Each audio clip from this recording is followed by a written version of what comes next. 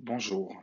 Pour ce troisième laboratoire de l'année, hein, et le premier qu'on va faire à distance, on va passer à un format de laboratoire un peu plus court. Vous avez une semaine pour faire le laboratoire et je vous demande de le faire de manière individuelle, étant donné les contraintes logistiques dues au passage à l'enseignement à distance.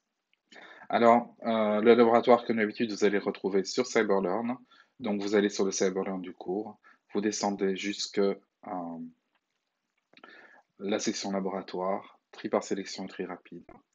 Et vous avez cette description de laboratoire qui commence par vous rappeler les capsules vidéo qu'il est indispensable d'avoir vues et compris avant de pouvoir faire le laboratoire. Il y en a deux qui sont des capsules de théorie. La première, c'est le rappel des tri simples, parce qu'on va devoir mettre en œuvre un tri par sélection, donc c'est important que vous ayez bien maîtrisé le tri par sélection.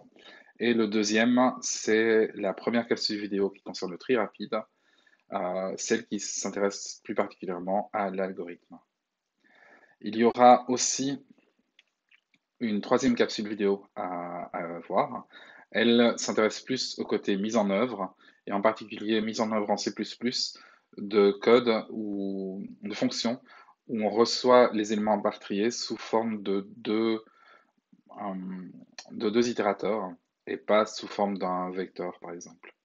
Alors, dans cette capsule vidéo, je pars d'un code qui implémente le triabule sur un standard vector et je le transforme en un code qui implémente le main triabule en utilisant deux itérateurs first et last pour me signaler quels sont les éléments à trier.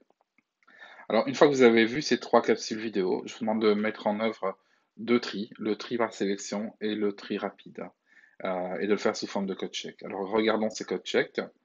Si je regarde le premier, le tri par sélection, eh bien, donc vous devez écrire une fonction. Alors, on vous fournit tout un fichier. Vous n'avez rien modifié sur la fonction display.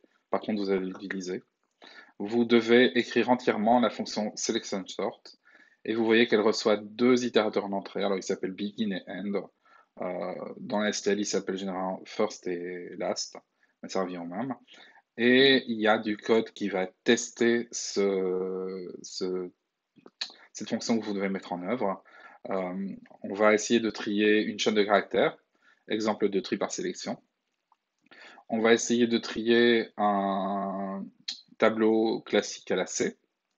Alors on peut le faire aussi avec des itérateurs, c'est pas un problème. Et enfin, on va trier un standard vector. Donc on va trier des éléments au format double, des éléments au format int et des éléments au format char. Euh, mais comme le code qu'on va écrire sera tout à fait générique, ça ne devrait pas te poser de problème.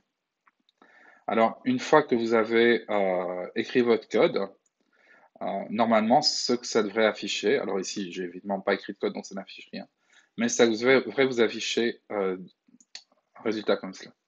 Donc, pour exemple de tri sélection, eh bien, vous allez voir toutes les étapes, enfin, vous devez afficher, pardon, toutes les étapes de ce tri par sélection en appelant la fonction display. Et cette fonction display, vous devez lui donner toujours begin et end qui sont le début et la fin du tableau pour qu'elle puisse les afficher en entier. Et aussi deux itérateurs qui correspondent aux deux éléments que vous venez d'échanger dans votre tri par sélection.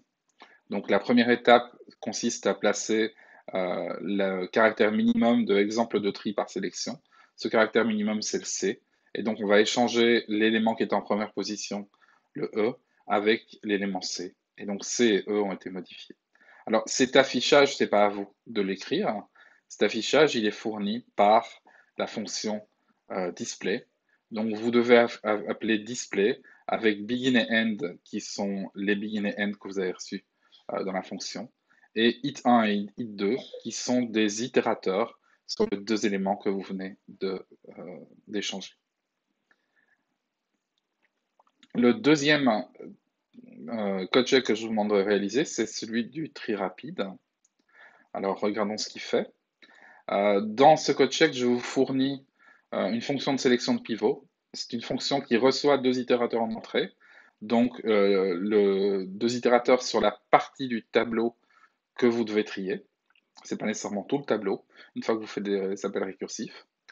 Et qui va sélectionner elle-même la médiane du premier élément du dernier élément et de l'élément du milieu. Alors cette fonction vous renvoie un itérateur sur l'élément qu'elle a choisi comme pivot. À vous ensuite de l'utiliser correctement. Vous devrez aussi appeler une fonction display. Cette fonction display, elle reçoit en entrée begin et end, qui sont le tableau que vous devez afficher, et le pivot que vous avez choisi. Et vous devez écrire la fonction quicksort, qui sera donc une fonction récursive, qui reçoit en entrée la portion du tableau qu'elle doit trier. Cette fonction quicksort sera testée par une fonction main qui de nouveau trie une standard string, donc un tableau de caractères, qui trie un array d'entiers et qui trie un vecteur de double. Alors si on regarde à quoi ressemble le résultat que vous devez obtenir, on le voit ici à droite. Donc on voit, on veut trier exemple de tri.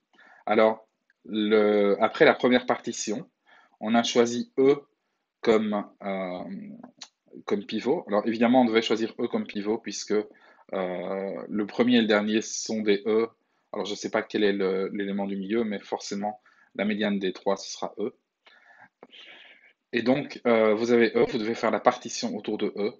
Puis, vous avez l'appel récursif qui va trier la partie gauche, donc le tableau de 5 éléments D, A, E, D, E, sur lequel un E sera de nouveau choisi comme pivot, etc., etc. À la fin, vous avez la bonne chose. Donc, après chaque partition, je vous demande d'afficher le tableau que vous êtes en train de trier, donc le tableau que vous venez de partitionner, avec entouré le pivot, mais donc le pivot après partition, donc à l'endroit où il était placé par l'algorithme de partition. Voilà, donc vous avez ces deux codes check à rendre. Vous avez grosso modo la semaine pour travailler dessus. En pratique, je vous demande de le rendre avant mardi de la semaine suivante, donc mardi 31 mars. Donc vous avez un temps assez long pour répondre à ces questions. Voilà. Bon courage. Si vous avez des questions, des doutes, n'hésitez pas à les poser sur le forum de Cyberlearn. Les assistants et moi serons là pour vous répondre.